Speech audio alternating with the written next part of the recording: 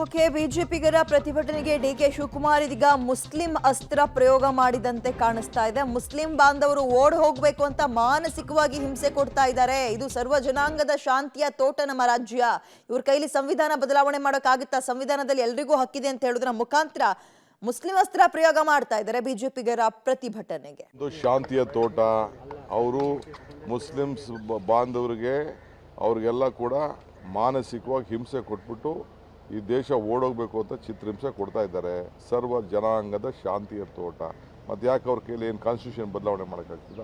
ಸಂವಿಧಾನದಲ್ಲಿ ಎಲ್ಲರಿಗೂ. But at no point of time any criminal activity ನಾವು ಎನ್ಕರೇಜ್ ಮಾಡೋದಿಲ್ಲ, ಯಾರಿಗೂ ಅವಕಾಶ ಕೊಡೋದಿಲ್ಲ. ಶಾಂತಿಯಿಂದ ಈ ರಾಜ್ಯ ಇದೆ, ಶಾಂತಿಯಿಂದ ನಾವು ನಡ್ಸ್ಕೊಂಡು ಹೋಗ್ತೀವಿ. ಪಾಪ ಅವ್ರಿಗೆ ಏನು ಮಾಡಿಲ್ವಲ್ಲ.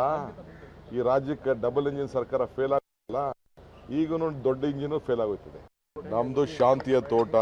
ನಾನು ಕೆಲವು ಪೋಸ್ಟಿಂಗ್ಸ್ ನೋಡಿದೆ ಟ್ವಿಟರ್ನಲ್ಲಿ, ಫೇಸ್ಬುಕ್ನಲ್ಲಿ ಎಲ್ಲ. ನೇಹಾಗಾಗಿ ಓಟ್ ಹಾಕಿ ಅಂತೆಲ್ಲ ಬಂದಿದೆ.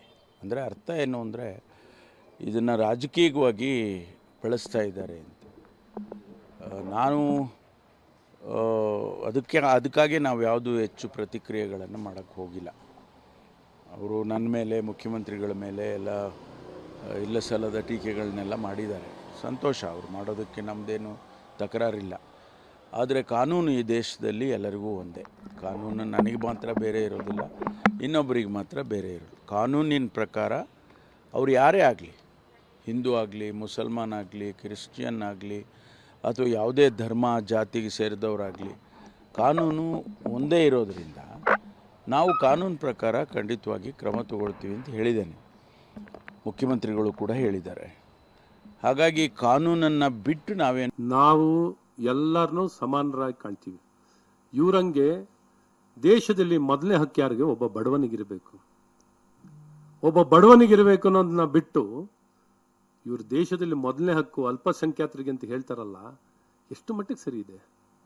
ಇವತ್ತು CA ಇವತ್ತು ಬೇರೆ ಬೇರೆ ದೇಶದಲ್ಲಿ ಕಿರುಕುಳಕ್ಕೆ ಅಖಂಡ ಭಾರತದಲ್ಲಿ ವಾಸ ಮಾಡ್ತಿದ್ದಂಥ ನಮ್ಮ ಭಾರತೀಯರಿಗೆ ನೆಲೆ ಇಲ್ಲದೆ ಇವತ್ತು ಭಾರತದಲ್ಲಿ ಅನಿವಾಸಿಗಳಾಗಿ ಇವತ್ತು ಪೌರತ್ವ ಇಲ್ಲದೆ ಬದುಕ್ತಿರೋಂಥದ್ದನ್ನ ರದ್ದು ಮಾಡ್ತೀನಿ ಅಂತ ಹೇಳ್ತಾರಲ್ಲ, ಇವರೇನು ಏನಾರ ಮಾನವೀಯತೆ ಇದೆಯಾ? ಜವಾಬ್ದಾರಿ ಇದೆಯಾ?